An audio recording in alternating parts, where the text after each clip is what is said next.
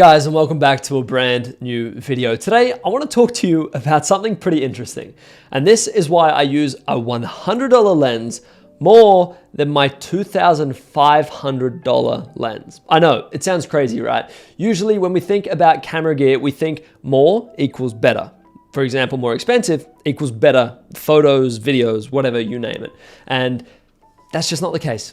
It's not the case always. Sometimes it is, don't get me wrong. I don't think a $300 12-year-old used camera is gonna be up to the standard of, a $100,000 cinema camera. There's levels to this. But anyway, that's what I want to talk to you guys about today, and to kind of prove that it's not all about money. It's not all about how much you spend on your gear is gonna equal the better creator if you spend more. That's just not the case ever, and it never has been. So anyway, without further ado, let's dive in. Okay, so to be honest with you, and it's even shooting this YouTube video right now, but I've been shooting a lot with the 50mm f1.8. Now this is a $100 lens. It's a $100 lens, and there's like 7 million different types of them. So you can get them for Sony, Nikon, Canon, Panasonic, you name it, they're all available. And they're all within this $100 to $200 range. They're affordable, they're fast, they're sharp, usually they're sharp. They're a prime lens, which means you can't zoom. And that's another reason this blows my mind. My $2,500 lens, I'm referring to my 24-70 f2.8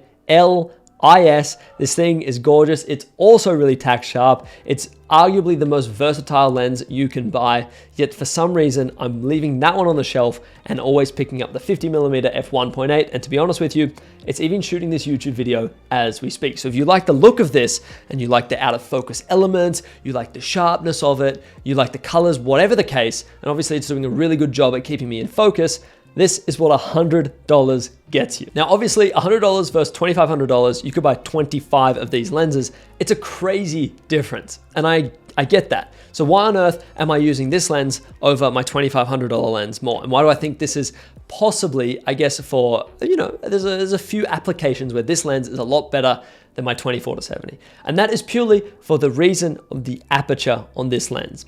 So for example, not even for example, in real life, right? My 24-70 can only go down to f2.8, which is great. You can get the f4 version of this lens, it's even cheaper, but the f2.8 version is gorgeous, it's stunning, and the f2.8 gives you better low light than the f4, and also gives you better background blur. So what you're seeing in the background here, right, that gives you more of that, which is great.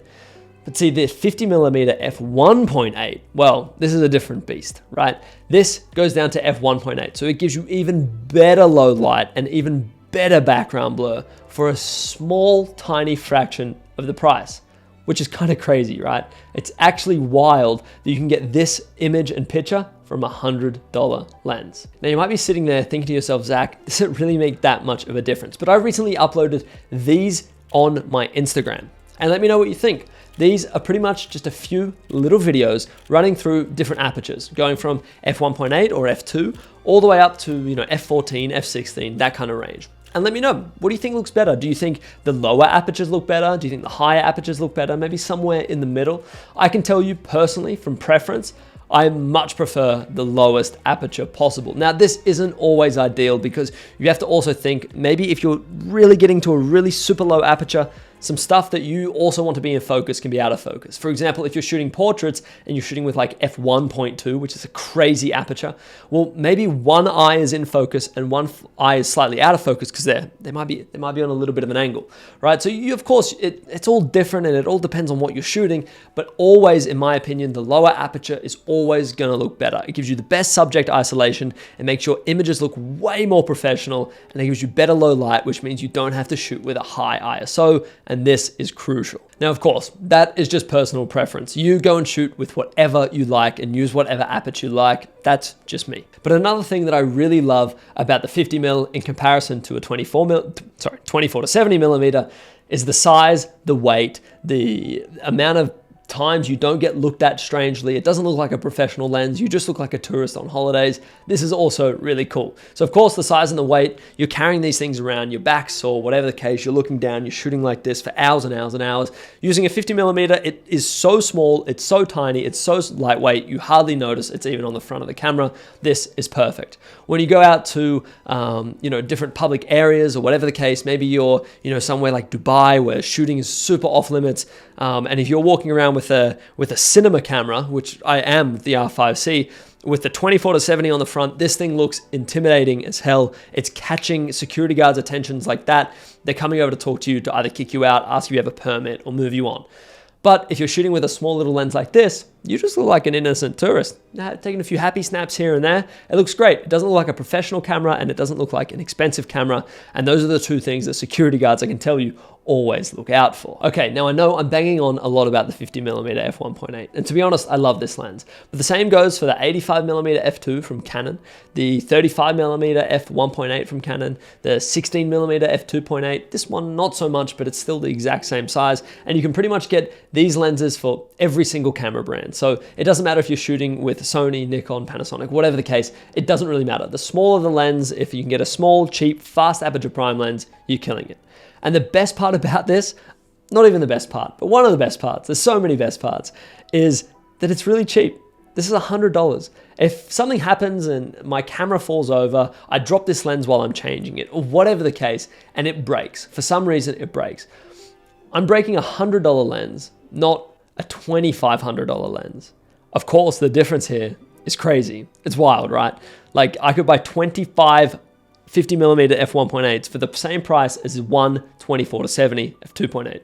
It's wild. So of course, I always treat all of my camera gear, regardless of how much I paid for it, with absolute I treat it like a baby. I wish I didn't, because these are tools at the end of the day. But when I'm using the 50mm f1.8, maybe I can take a few more riskier shots. Maybe I can hang it over here. I can shoot in, sand going everywhere, water, whatever the case. Maybe not water. It's really not weather sealed. That's not a good idea. You should use a more expensive lens that is weather sealed in water, but you get the idea. I'm not babying this lens as much as I might baby a 24-70 that costs 25 times the price, and therefore it's pushing me and allowing me to get a lot better shots. Now, of course, I'm not getting rid of my 24-70 f2.8. I love that lens, and to be honest with you, it does live on my camera for quite a lot of the time. When I'm not shooting somewhere that doesn't need my 50mm f1.8, that's the lens that's on my camera, simple as that. But when I'm shooting videos like this, which is a lot of the time, when I'm out and about, whatever the case, and I need that 50mm f1.8, I need that fast aperture, that low light, no attention, whatever the case, I'm using this lens all the time, and I absolutely love it. But that is going to wrap up today's video, guys. I just wanted to let you know that it doesn't always matter what gear you have and how much you spend on that gear, because to be honest with you, as long as the picture looks good, the lighting is decent, and yeah, you can get the shots, you're out and about shooting, then you're on the money. But that's going to wrap up today's video, guys. If you have enjoyed, let me know down below. If you're new around here, subscribe, of course.